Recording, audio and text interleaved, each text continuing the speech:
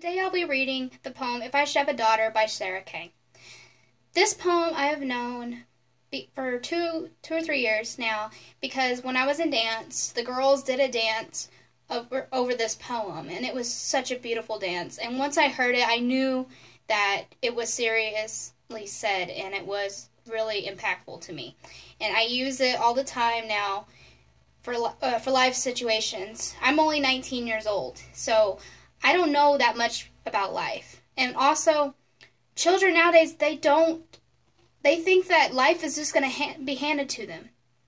And it's not going to be. So I would like all the children that are going through, or that are getting older, and they can see how life is going to treat them a little bit. Just get a little taste of it. So here's the poem by Sarah Kay. If I should have a daughter, instead of Mom, she's going to call me Point B. Because that way she knows no matter what happens, she can always find her way to me. And I'm going to paint the solar systems on her hands. So she has to learn the entire universe just so she can say, oh, I know that like the back of my hand. And she's going to learn that this life will hit you hard in the face just so you can get back up for it to kick you in the stomach. But getting the wind knocked out of you is the only way to remind your lungs how much they like the taste of air. There is hurt that cannot be fixed by Band-Aids or poetry, so the first time she realizes a Wonder Woman isn't coming, I'll make sure she knows she doesn't have to wear the cape all by herself. But no matter how hard you stretch your fingers, your hands will always be too small to catch all the pain you want to heal.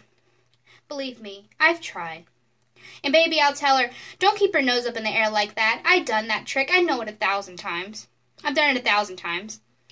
You're just smelling for smoke. So you can follow the trail back to a burning house, so you can just find the boy who lost everything in the fire, to see if you can save him. Or else find the boy who lit the fire in the first place and see if you can change him. But I know she will anyway, so instead I'll keep an extra pair of chocolate and rain boots nearby. Because there is no heartbreak that chocolate can't fix. Well, there is some relationships or heartbreaks that chocolate can't fix, but because that's what the rain boots are for.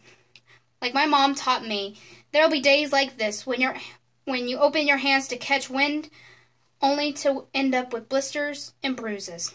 When you step out to the phone booth and try to fly, the very people you want to save are standing on your cape. When your boots will fill with rain and you'll be up to your knees in disappointment. And those are the very days you have all the reason to say thank you. Because there's nothing more beautiful than the way the ocean refuses to stop kissing the shoreline, no matter how many times it's swept away. You'll put the wind and win some, lose some. You'll put the star in starting over and over. And no matter how many landmines erupt in a minute, be sure your mind lands on this beauty of this place called life. But I want her to know that this world is made out of sugar. It could crumble so easily, but don't be afraid to stick out your tongue out and taste it. Remember that good things come in threes, and so do bad things. And always apologize when you've done something wrong, but never apologize for the ways your eyes refuse to stop shining. Your voice is small, but don't ever stop singing. And when they finally hand you heartache, when they slip hatred and war under your door, and offer you handouts on street corners of cynicism and defeat, you tell them they really ought to meet your mother.